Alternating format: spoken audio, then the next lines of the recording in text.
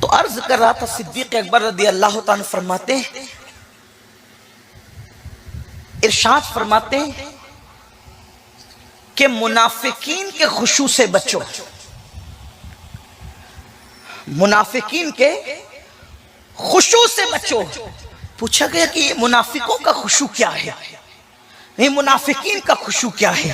تو صدیق اکبر فرماتے ہیں منافقین کا خشوع یہ ہے کہ جسم پر تو خشوع طاری ہے نماز میں، لیکن اندر دل میں خشوع نہیں ہے، یہ منافقین کا خشوع ہے۔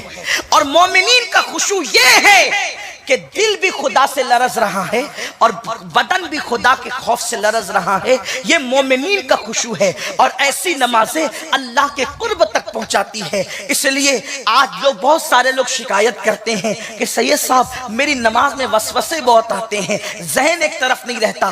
آسان طریقہ بتاتا ہوں، اللہ اکبر سے لے کر السلام علیکم ورحمت اللہ تک پوری نماز کا ترجمہ یاد کر لو، یعنی جو نماز میں کہہ رہے ہو اس کو سمجھنے کی کوشش کرو کہ کہتے کیا ہو۔ اللہ اکبر کا مطلب ہے اللہ سب سے بڑا ہے، اس طرح پوری نماز یاد کر لو۔ تو جب تم نماز کا ترجمہ یاد کر لو گے تو عربی میں پڑھو گے تو اردو دماغ میں گھومتا رہے گا، اور جب دماغ میں گھومتا رہے گا تو اتنا آپ کے دل کے اندر خشوع پیدا ہوتی رہے گی۔ اور پھر میرے آقا علیہ السلام نے فرمایا، بخاری شریف کی حدیث ہے، مسلمانوں جب کوئی مومن نماز پڑھتا ہے تو وہ کتنے بلند مرتبے پر فائز ہو جاتا ہے۔ افسوس لوگوں کو کوئی وکیل بلائے، ڈاکٹر بلائے، انجینئر بلائے، وزیر بلائے، امیر بلائے تو لوگ کہتے فلاں نے بلایا، فلاں نے بلایا، فلاں نے بلایا، اپنے پاس بٹھایا، مجھ سے باتیں کی۔ بخاری شریف کی حدیث ہے، اللہ کے رسول صلی اللہ علیہ وسلم فرماتے ہیں جب تم نماز میں رہتے ہو تو کعبے اور تمہارے درمیان تمہارا خدا رہتا ہے۔ حضور فرماتے ہیں کعبے اور تمہارے درمیان وہ اللہ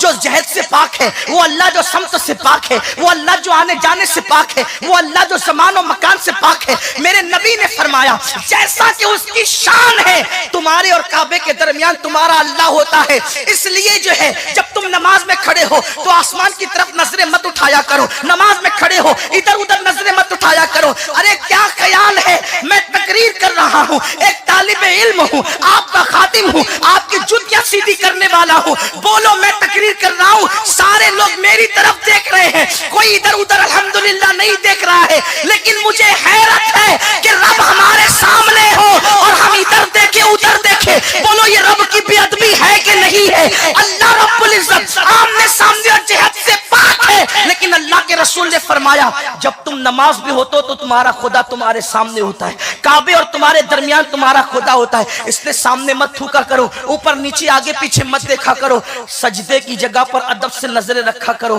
آقا فرماتے ہیں جو نماز میں اوپر دیکھے اللہ اس کی نظریں اچک لے، اللہ اس کی نظریں چھین لے۔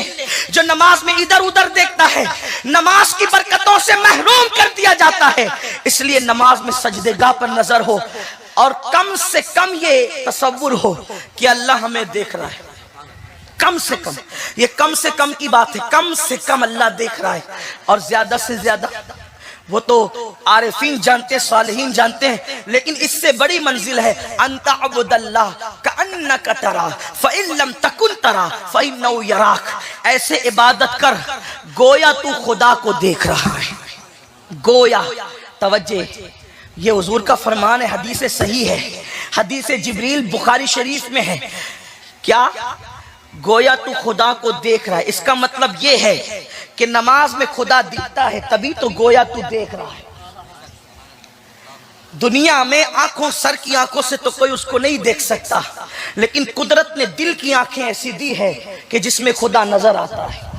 اسی لیے تو کہا نا کہ کأنک ترا، حالانکہ کأنک کی قید ہے، بلکہ صوفیہ تو فرماتے ہیں جب اس سے اوپر کی منزل ملتی ہے تو کأنک کی قید ہٹ جاتی ہے، اور یار کا جلوہ بے نقاب ہوتا ہے۔ رابعہ بصری کہتی ہے اللہ اکبر کہنے کے بعد ثنا اس وقت تک پڑھتی نہیں جب تک یار اللہ اکبر کو قبول نہیں کر لیتا، سجدہ کر کے اس وقت تک سجدے سے سر اٹھاتی نہیں جب تک کہ سبحان ربی الاعلیٰ کہہ کے رب اعلیٰ کا جلوہ نہیں دیکھ لیتی۔